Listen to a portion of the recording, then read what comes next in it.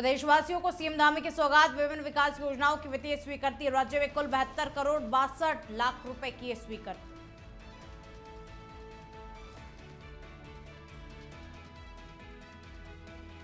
अल्मोड़ा में राष्ट्रीय नव चेतना संगोष्ठी का आयोजन। पूर्व राज्यपाल भगत सिंह कोश्यारी ने की शिरकत। कार्यक्रम में पूर्व मुख्यमंत्री तीरथ सिंह रावत भी हुए शामिल।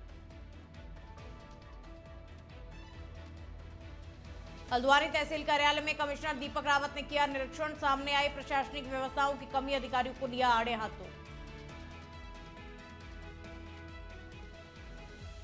हरिद्वार में खाद्य सुरक्षा विभाग और तहसील प्रशासन की संयुक्त कार्रवाई। एक डेयरी पर मारा छापा। करीब 2.5 क्विंटल नकली पनीर और अन्य सामान जब्त।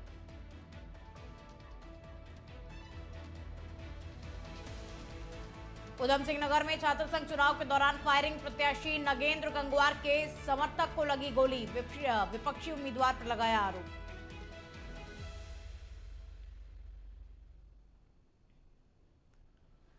नमस्कार, आप देख रहे हैं इंडिया अहेड। मैं हूं आपके साथ में खुशबू सिंह। तो चलिए बुलेटिन की शुरुआत करेंगे और पहली खबर का रुख करेंगे। हरिद्वार के भेल क्षेत्र में भारी लापरवाही के चलते बड़ा हादसा होते होते टल गया। और जब पुराने पेड़ की कटाई के दौरान सीधे हाई वोल्टेज बिजली लाइन और खंबे पर गिर गया और इस घटना में बिजली का खंबा टूट करके सड़क पर आ गिरा और तारों में तेज चिंगारियां भी उठी। और बताया गया कि भेल के एक कर्मचारी बिना किसी ट्रैफिक डायवर्जन या सुरक्षा इंतजाम के पेड़ काट रहे थे और हादसे के बाद में शिवालिक नगर से हरिद्वार मार्ग पर कई घंटे लंबा जाम भी लगा रहा, जिससे कि राहगीरों, वाहन चालकों में दहशत फैल गई। गुस्साए स्थानीय लोगों ने भेल प्रशासन की लापरवाही को लेकर के नाराजगी जताई और मौके पर अधिकारियों को बुलाकर के सख्त कार्रवाई की भी मांग की है।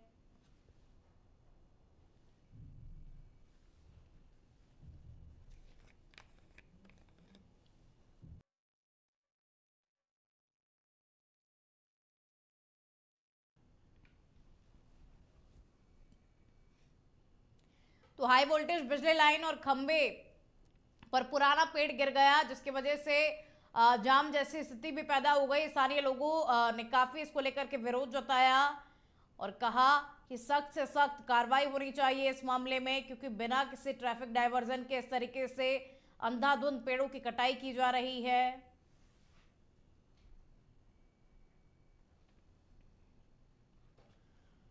अल्मोड़ा में आज राष्ट्रीय नव चेतना संगोष्ठी का आयोजन हुआ, जिसमें पूर्व राज्यपाल भगत सिंह कोश्यारी और पूर्व मुख्यमंत्री तीरथ सिंह रावत ने शिरकत की। इस संगोष्ठी में भाजपा नेताओं के साथ साथ प्रबुद्ध वर्ग के लोगों ने भी भाग लिया। कार्यक्रम में उत्तराखंड के सामाजिक, आर्थिक और सांस्कृतिक मुद्दों पर गहन चर्चा हुई। भगत सिंह कोश्यारी ने कहा कि अल्मोड़ा आध्यात्मिक और संस्कृति का केंद्र रहा है और यहीं से पंडित दीनदयाल उपाध्याय जी ने एकात्मक मानववाद की प्रेरणा ली थी और उन्होंने जीएसटी छूट को जनता द्वारा सराहा गया कदम बताया। और वहीं तीरथ सिंह रावत ने उत्तराखंड की प्रगति पर बात करते हुए पेपर लीक मामले को दुर्भाग्यपूर्ण बताया और कहा कि सरकार इस पर सख्त से सख्त कार्रवाई करेगी। तो इस कार्यक्रम में पूर्व मुख्यमंत्री तीरथ सिंह रावत भी शामिल हुए और कार्यक्रम में प्रबुद्ध वर्ग के लोगों ने भी भाग लिया और दीप प्रज्वलित कर कार्यक्रम का शुभारंभ किया गया। सामाजिक, आर्थिक और सांस्कृतिक मुद्दों पर इस कार्यक्रम में चर्चा की गई। देखिए, अभी उत्तराखंड में बहुत सारे काम करने हैं, सामाजिक, आर्थिक और हर दृष्टि से। कृषि में क्या हो, उद्यान में क्या हो, उद्योगों का क्या हो, पर्यटन है उसमें क्या हो, तो ऐसे विषय हैं जो छूते हैं। फिर हमारे यहाँ की संस्कृति जो है वो कैसे सुरक्षित रहे और उसके माध्यम से हम उसको कैसे और दुनिया को एक्सपोजर दें, तो इस लिहाज से यहाँ आयोजन किया गया है। हरिद्वार जिले के रुड़की के खंजरपुर इलाके में नकली पनीर बनाने का बड़ा खुलासा हुआ है। दीपावली से पहले खाद्य सुरक्षा विभाग और तहसील प्रशासन की संयुक्त टीम ने एक डेयरी पर छापा मारा, जहां करीब 2.5 क्विंटल नकली पनीर, 10 बोरे मिल्क पाउडर और 30 टिन रिफाइंड और बड़ी मात्रा में प्रतिबंधित ऑक्सीटोसिन इंजेक्शन बरामद किए गए। और खाद्य सुरक्षा अधिकारी योगेंद्र सिंह पांडे ने बताया कि नकली पनीर की सप्लाई रुड़की और आसपास के इलाकों में की जा रही है। और वहीं मौके पर पहुंचे पशु चिकित्सा अधिकारी डॉक्टर एसपी सिंह ने बताया कि डेयरी संचालक द्वारा ऑक्सीटोसिन का इस्तेमाल करते हुए रंगे हाथों पकड़ा गया और यह इंजेक्शन पशुओं और इंसानों के स्वास्थ्य के लिए बेहद ही हानिकारक है और पूरी तरीके से ये इंजेक्शन प्रतिबंधित है। पुलिस और प्रशासन की मौजूदगी में जांच पड़ताल जारी है और सैंपल को भी लैब में भेज दिए गए हैं और इस पूरे मामले को लेकर के अब आगे की कार्रवाई की जा रही है।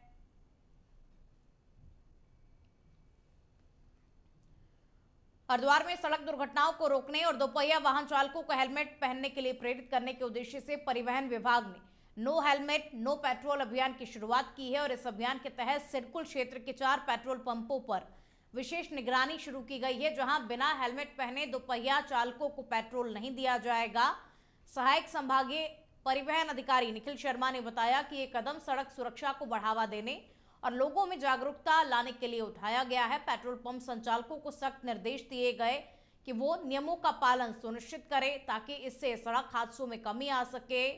यदि कोई भी व्यक्ति बिना हेलमेट के पेट्रोल पंप पर पहुंचेगा तो उसे उसकी गाड़ी में पेट्रोल नहीं डाला जाएगा। पेट्रोल पंप संचालकों को भी हिदायत दी गई है और कहा गया है कि जो भी व्यक्ति पेट्रोल पंप पर यदि बिना हेलमेट के पहुंचता है तो उसे पेट्रोल ना दिया जाए। देखिए, जैसा कि अभी संज्ञान में आ रहा था, जिलाधिकारी महोदय ने भी निर्देशित किया था कि बिना हेलमेट के कोई भी स्कूटी या बाइक चलाते हुए ना दिख पाए हमारे हरिद्वार जनपद की सड़कों पे। तो उसी के अंतर्गत ये एक अभियान है no petrol no helmet no fuel का, जो कि आज कुछ सेलेक्ट पेट्रोल पंप्स पे चलाया गया है एक पायलट प्रोजेक्ट के तहत। अगर इसमें 1-2 दिन के बाद जब इसमें हम देखा जाएंगे कि किस तरह का इसका रिस्पॉन्स है और कितना इतना इफेक्टिव है, तो हम ये कोशिश करेंगे कि ये जो अभियान है वो जनपद के सभी पेट्रोल पंप्स पे इसको चलाया जाए, ताकि जो ये एक हमारी आदत है हेलमेट पहन के गाड़ी चलाना, वो सबकी एक आदत बने और रोड सेफ्टी का एक जो अवेयरनेस है वो सबके पास जाए। क्योंकि जो सबसे इम्पॉर्टेंट पार्ट होता है हमारी बॉडी का वो हमारा सर ही होता है, और हेलमेट जो है अगर एक्सीडेंट हो भी जाए तो जान बचाने में बहुत मददगार साबित। हरिद्वार के सिडकुल क्षेत्र में मंगलवार को अतिक्रमण के खिलाफ बड़ी कार्रवाई की गई। जिला प्रशासन और सिडकुल प्रशासन की संयुक्त टीम ने राजा बिस्कुट चौक से सलीमरपुर चौक पर अवैध कब्जों पर बुलडोजर चलाया। उप जिलाधिकारी जितेंद्र कुमार ने बताया कि पहले कई बार चेतावनी दी गई थी, लेकिन कब्जा हटाने के बजाय लोगों ने निर्माण जारी रखा, जिससे अब मजबूरी में सख्त कार्रवाई करनी पड़ी। और सिडकुल रीजनल मैनेजर कमल किशोर कफाल लतिया ने बताया कि ये कार्रवाई वर्षों से चल रहे अवैध निर्माण को हटाने के लिए की गई है, जिससे कि सड़क पर यातायात सुचारू हो और आम लोगों को राहत मिले। उन्होंने कहा कि सिडकुल की जमीन पर अब किसी भी तरह का अतिक्रमण नहीं रहने दिया जाएगा और भविष्य में भी इस तरह की कार्रवाइयां जारी रहेंगी।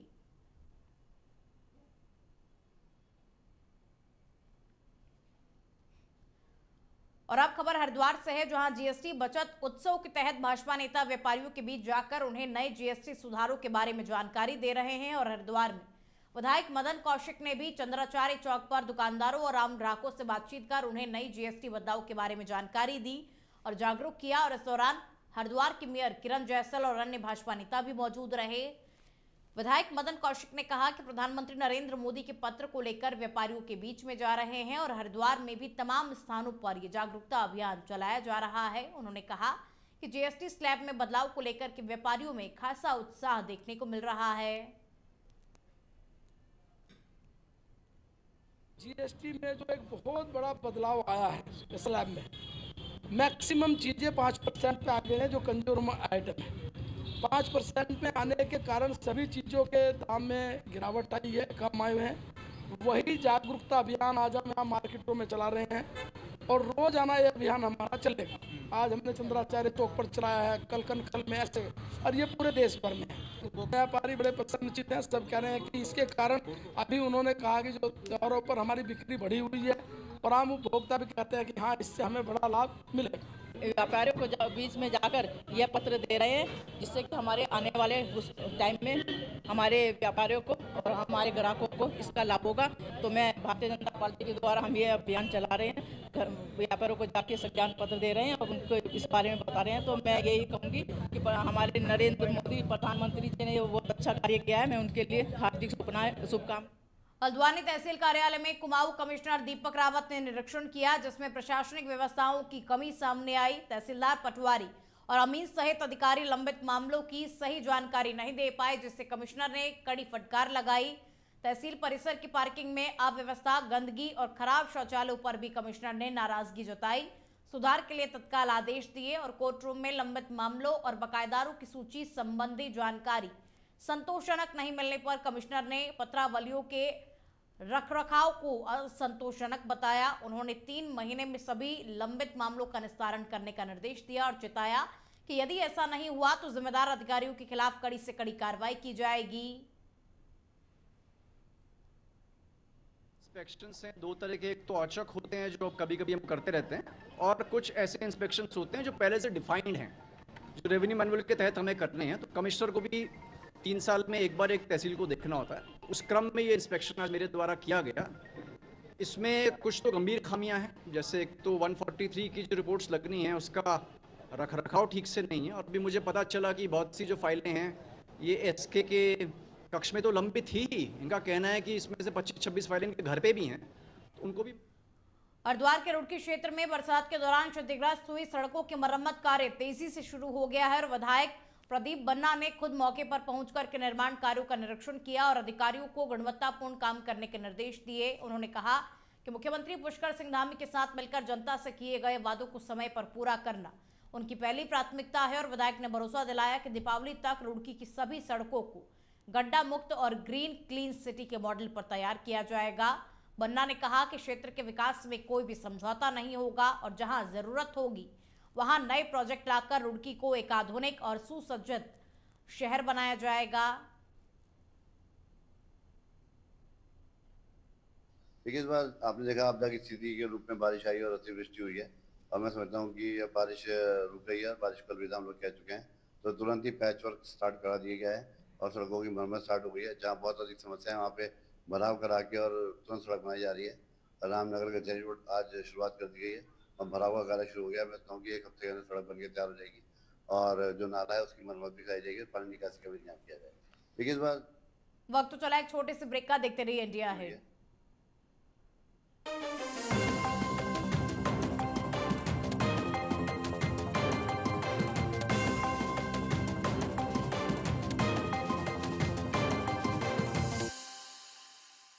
ब्रेक के बाद में एक बार फिर से आप सभी का स्वागत है। हरिद्वार के मेरू पर्वत स्थित प्राचीन सिद्ध पीठ चामुंडा देवी मंदिर स्थल पर हर साल की तरह इस वर्ष भी उत्थान समिति द्वारा कलश स्थापना के लिए पर्वत पर चढ़ाई की कोशिश की गई।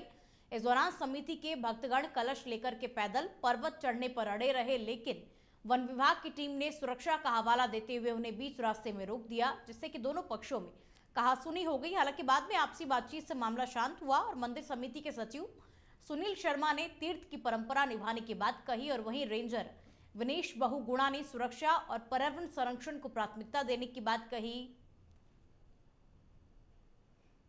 प्राचीन मंदिर है, पौराणिक मंदिर है, जिसको इनके अधिकारी वन्य जीव प्रतिपालक वाइल्ड लाइफ उत्तराखंड उन्होंने भी देखा और उन्होंने माना है कि हाँ भाई यहाँ कुछ मूर्तियां हैं और इनको पूजा अर्चना की अनुमति दी जा सकती है। तो अनुमति तो हमारे पास है, संस्तुति ये लोग करते नहीं है। हर बार हमें यहाँ रोकने के लिए खड़े हो जाते हैं और हमारी धार्मिक भावनाओं को ठेस पहुँचाने का काम ये लोग करते हैं। ये जो है स्थानीय माँ चामुंडा देवी की उत्थान समिति के नाम से वो है। तो ये राजा जी टाइगर रिजर्व का कोर जोन क्षेत्र पड़ता है, जहाँ चामुंडा देवी नाम से ये बता रहे हैं। तो इसमें बगैर माननीय सुप्रीम कोर्ट और NTCA की गाइडलाइनों के अनुसार ये है कि कोर जोन में किसी भी मानवीय गतिविधियों को पूर्णतः प्रतिबंध किया गया है। उत्तराखंड के मुख्यमंत्री पुष्कर सिंह धामी ने राज्य में कुल 72.62 करोड़ रुपए की विभिन्न विकास योजनाओं की वित्तीय स्वीकृति प्रदान की है और उत्तरकाशी जिले के विकासखंड नौगांव के ग्राम तुनालका में न्यायिक विभाग के टाइप 2 के 6 आवास और पहुंच मार्ग निर्माण के लिए 2.49 करोड़ रुपए की राशि स्वीकृत की गई है और इसके अलावा नाबार्ड वित्त पोषण के अंतर्गत सिंचाई विभाग की 25 योजनाओं के लिए विभिन्न जनपदों में 59.13 करोड़ रुपए मंजूर किए गए हैं और साथ ही माध्यमिक शिक्षा विभाग के अंतर्गत दून पुस्तकालय एवं शोध केंद्र के लिए राज्य आकस्मिकता निधि से 1 करोड़ रुपए अनुदान की स्वीकृति की गई है।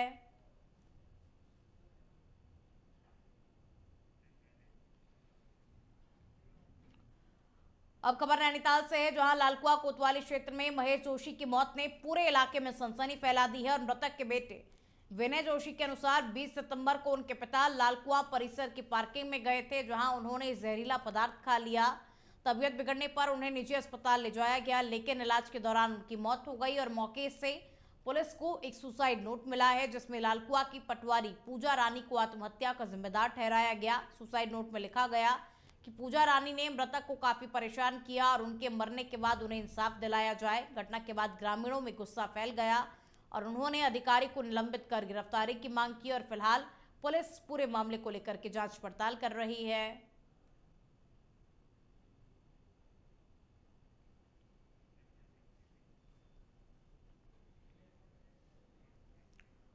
उधम सिंह नगर के रुद्रपुर में महाविद्यालय छात्र संघ चुनाव के दौरान बड़ा विवाद सामने आया, जहां अध्यक्ष पद के दावेदार नागेंद्र गंगवार के समर्थक छात्र राजेंद्र को गोली मार दी गई और घायल राजेंद्र का आरोप है कि वो गंगवार का चुनाव प्रचार कर रहा था और इसी कारण विरोधी प्रत्याशी रजत सिंह बिष्ट के समर्थकों ने उस पर फायरिंग की। हमलावर ब्लैक कार से आए, जिस पर रजत बिष्ट के प्रचार करने वाले फ्लैक्स लगे थे और कार से उतरते ही उन्होंने गोली चला दी, जिससे राजेंद्र के पैर में गोली लग गई और मौके पर मौजूद रवि दिवाकर ने बीच बचाव की कोशिश की, लेकिन हमलावर नहीं रुके और घायल को गंभीर हालत में सुशीला तिवारी हॉस्पिटल रेफर किया गया और पुलिस इस पूरे मामले को लेकर के अब जांच पड़ताल कर रही है।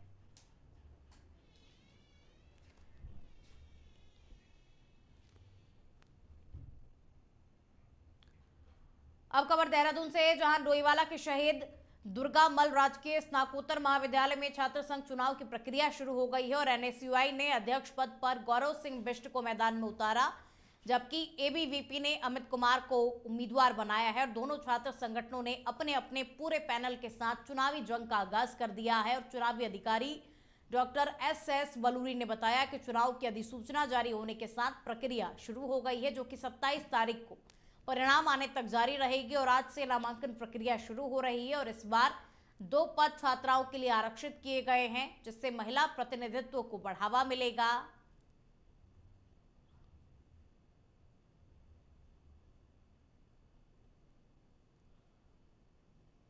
छात्र संघ चुनाव की प्रक्रिया हमारे जो अधिसूचना जारी होने के साथ ही प्रारंभ हो गई है और यह प्रक्रिया 27 तारीख तक, जब तक अंतिम परिणाम नहीं आता, छात्र संघ शपथ ग्रहण समारोह नहीं होता, तब तक चलेगा 27 तारीख तक। और पूरे जो छात्र संघ के चुनाव लिंग 2 समिति के अनुसार श्रीदेव सुमन विश्वविद्यालय के नियमानुसार ही संपन्न होंगे और इस बार छात्र संघ चुनाव में सहसचिव और कोषाध्यक्ष का जो पद है छात्रों के लिए आरक्षित है। चुनाव प्रक्रिया बिल्कुल साफ और सुथरी है। यहाँ पे उप जिलाधिकारी महोदय का पूरा सहयोग है, थाना का पूरा सहयोग है और सबसे ज़्यादा ये है कि हमारे जो छात्र हैं उनका भी पूरा सहयोग है। पढ़ाई के साथ साथ छात्र संघ के चुनाव में बहुत सहयोग है और वो विद्यार्थी अपने महाविद्यालय के विकास में छात्र संघ का गठन होना बहुत आवश्यक है।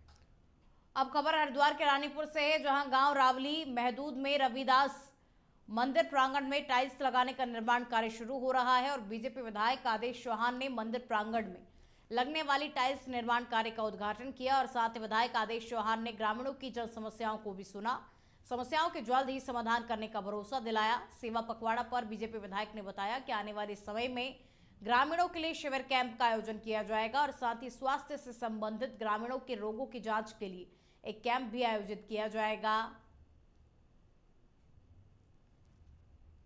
दास मंदिर की जो समिति है उसके द्वारा और हमारे पूर्व प्रधान जी वर्तमान प्रधान जी के द्वारा, तो पिछली बार यहाँ पर आया था तो उन्होंने कहा था कि हम मंदिर के अंदर जो बाहर प्रांगण है ये स्वच्छ रहे, साफ रहे, इस दृष्टि से यहाँ पर भी बहुत सारे धार्मिक आयोजन भी लगातार होते रहते हैं।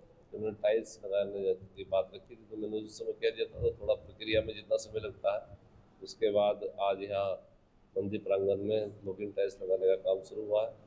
मैं मंदिर समिति को और सभी ग्रामवासियों को बहुत बहुत बधाई देता हूँ। उधम सिंह नगर के दिनेशपुर में मोहम्मद यामीन शेख ने अधिशासी अधिकारी के पद पर कार्यभार ग्रहण किया। पदभार संभालने के बाद उन्होंने चेयरमैन प्रतिनिधि कावल सिंह के साथ में पंचायत परिसर में पौधारोपण कर पर्यावरण संरक्षण का संदेश दिया और इस मौके पर शेख ने कहा कि वो पहले भी पौधारोपण करते रहे हैं और मानते हैं कि हर व्यक्ति को अपने जन्मदिन या फिर खास अवसर पर पौधारोपण जरूर से जरूर करना चाहिए ताकि वातावरण को स्वच्छ और शुद्ध बनाया जा सके। जैसे कि मैंने कल ही 19 तारीख को नगर पंचायत दिनेशपुर को ज्वाइन किया। इससे पहले मैं बागेश्वर में था। तो मेरा यही प्रयास रहेगा कि हम स्वच्छता की तरफ ध्यान दें और एक वृक्षारोपण का हमने प्रोग्राम किया। सर के माध्यम से हमने एक वृक्ष भी लगाया है, मैंने भी लगाया है। इससे हम यही संदेश देना चाहते हैं कि ज़्यादा से ज़्यादा हम वृक्ष लगाएं और जहाँ भी हम नई ज्वाइनिंग करें या किसी का अगर कोई बर्थडे होता है तभी वो एक वृक्ष लगाए ताकि पर्यावरण हमेशा बना रहे। बुलेटिन में फिलहाल के लिए इतना ही। देखते रहिए इंडिया अहेड। नमस्कार।